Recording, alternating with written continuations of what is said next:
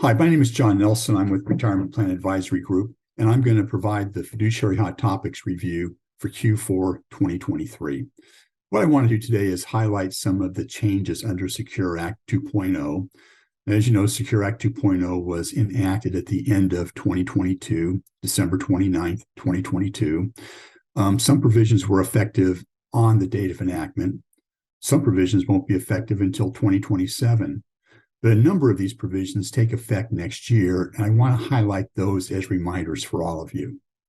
The first one I want to touch on is the rule that mandated that catch-up contributions for certain high-paid employees be made on a Roth basis. The idea was if you made more than $145,000, and that's a crazy number, why couldn't they just tie this to the definition of highly compensated employee? Why do we need one more dollar number? But be that as it may, if you made more than $145,000 in the prior year and you make catch-up contributions in the current year, those catch-up contributions have to be made on a Roth basis. Now, this provision was designed to go into effect January 1, 2024. At the end of last year, and end of this year, for example, we were scrambling to get plans amended to add Roth as a contribution feature. Record keepers were working diligently to implement this change. The IRS, though, to the relief of a lot of us, extended the effective date of this change until January 1, 2026. So understand this change is coming, but we still have 2 years to comply with it. So next year, those high-paid folks can make catch-up contributions on either a pre-tax or a Roth basis. The Roth contribution is not mandated. The second thing I want to mention is the effect of Secure Act 2.0 on the IRS corrections program. So as you may know, the IRS has what they call their Employee Plans Compliance Resolution System. Under this provision, under this plan, this is if you look to Revenue Procedure 2021-30 is where this is set forth. The IRS allows you to self-correct certain errors. Under the current EPCRS system, there are time constraints during which you must correct those errors. And there's differences between what's considered a significant error or an insignificant error. Under under the Secure Act 2.0, a lot of those distinctions go away. You're basically able to self-correct most any violation or failure that the plan experiences. You can even do that using a retroactive amendment in many cases. Now, the key is if you're going to retroactively amend the plan, you can't use that retroactive amendment to reduce benefits versus what the plan document says. But you can always do a retroactive amendment to increase benefits. Let's say, for example, you fail to enroll somebody timely. Or let's go the other way. Let's say that you let somebody into the plan early. The plan has a 6-month eligibility condition, but for some reason, you let somebody into the plan early. You could go back and retroactively amend the plan to add that person in spite of the eligibility conditions in the plan. Let them in early. That's okay. You can self-correct with a retroactive amendment. The concept to keep in mind now is what's called an eligible inadvertent failure. If you have an eligible inadvertent failure, you can go back and self-correct. So that's a big change under the EPCRS provision. Another change I want to mention is for plans that have automatic enrollment. Now, if you have auto enrollment in your plan and the employer fails to timely enroll folks under the auto enrollment provision, you have until 9.5 months after the plan year in which the violation occurred to begin the auto enrollment. So let's say I've got auto enrollment. I was supposed to auto enroll somebody October 1, 2023. I didn't do it. Under the typical correction provision, that's a missed deferral opportunity, and the employer has to do 2 things. You have to do a QNEC for that person, and the QNEC would be equal to 25% of the missed deferral. And you also have to make up any matching contributions that the person would have received. Under the safe harbor protection, you don't have to make up the missed deferrals if you correct that within 9.5 months after the plan year. You would still have to make up any missed match, but you don't have to do the QNEC.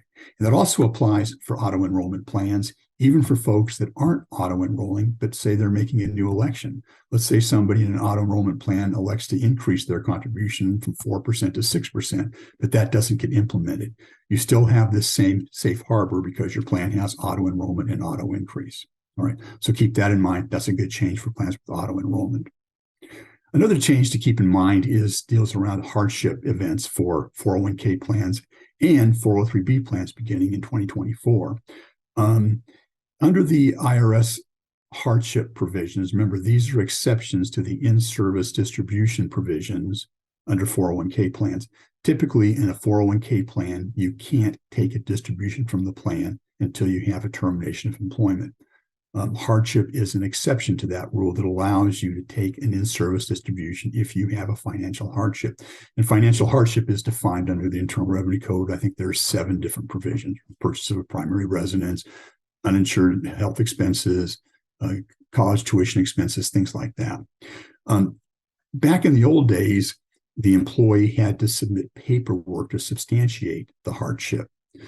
Under more recent guidance, there's something called a summary procedure where the employee completes a summary questionnaire that the record keeper keeps on file, and then the employee is responsible for keeping substantiation documents. Going forward, though, now, the plan can simply rely on the employee's certification that the hardship exists and that the employee doesn't have sufficient assets to pay the hardship.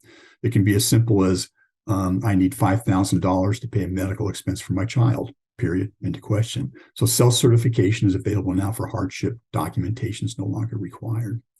Though another point to keep in mind beginning next year is this cash out limit. Now remember, if the plan can't force former employees out of the plan if their vested account balance is more than $5,000. You can only do a distribution if the participant consents. So what about these former employees that don't consent to distributions and they have small account balances? Well, like I said, if it's over 5,000, you can't force them out of the plan.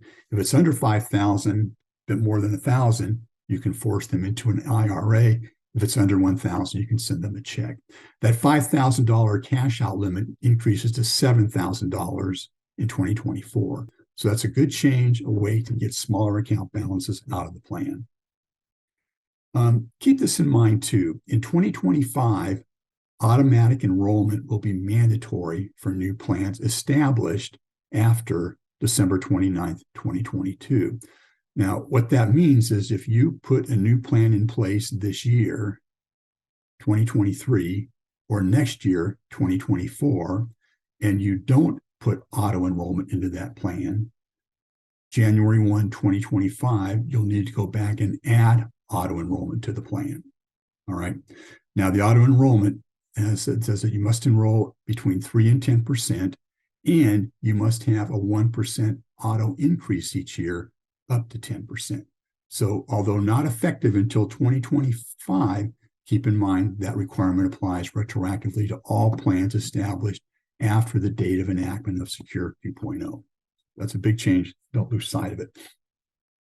Another change we want to mention is the idea of in-service withdrawals for emergencies or emergency savings accounts. Now, these are 2 separate provisions. The first provision allows, and these are optional. The first provision allows the plan to add an in-service withdrawal provision for emergencies.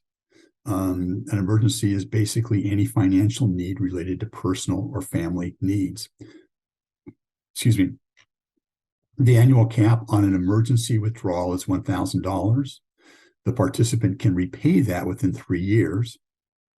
Only one emergency withdrawal is allowed during the 3-year period, and the emergency withdrawal is subject to income tax, but would not be subject to the 10% penalty. So that's an exception you can add to the plan on an optional basis that would allow employees to take a one-time emergency distribution up to $1,000. Now, the second provision is what we call emergency savings accounts. So this would be a new provision that you could add to the plan. It allows the plan sponsor to amend the plan to add an ESA. So the employee, instead of contributing to the 401k account, they could elect to put some contributions into this emergency savings account. Now, those contributions count the same as if they were 401k deferrals for purposes of the company match. You're also subject to the 402G limit $22,500 this year. So this isn't $2,500 in addition to 401k. It's part of the 401k limit. If you're going to make emergency savings account contributions, those go in on an after-tax Roth basis. Then when you take a withdrawal, of course, you're not taxed on the distribution because it's after-tax money. You can enroll employees into the ESA on an automatic basis if you want to, 3%. The ESA has to be invested only in a cash equivalent type investments. So it would be a money market or it would be the stable value.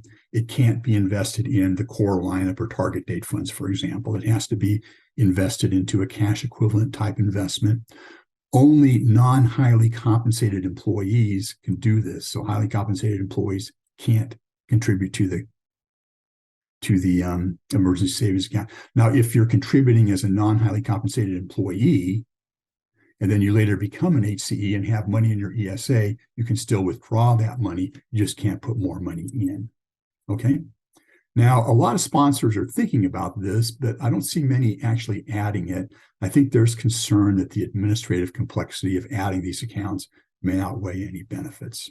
But keep that in mind. Those are two emergency provisions effective next year. Another one thing I want to mention in closing is just the IRA catch-up limit. Now, 401k plans, we're all familiar with the catch-up limit for 401k plans. IRAs have a similar catch-up provision for IRA contributors that are 50 or older. The catch-up is only $1,000, though, and that has not been indexed for inflation. Beginning next year, that likewise will be indexed for inflation. Okay, so there's a good summary of a few hot topics to keep in mind as you meet with clients during fourth quarter.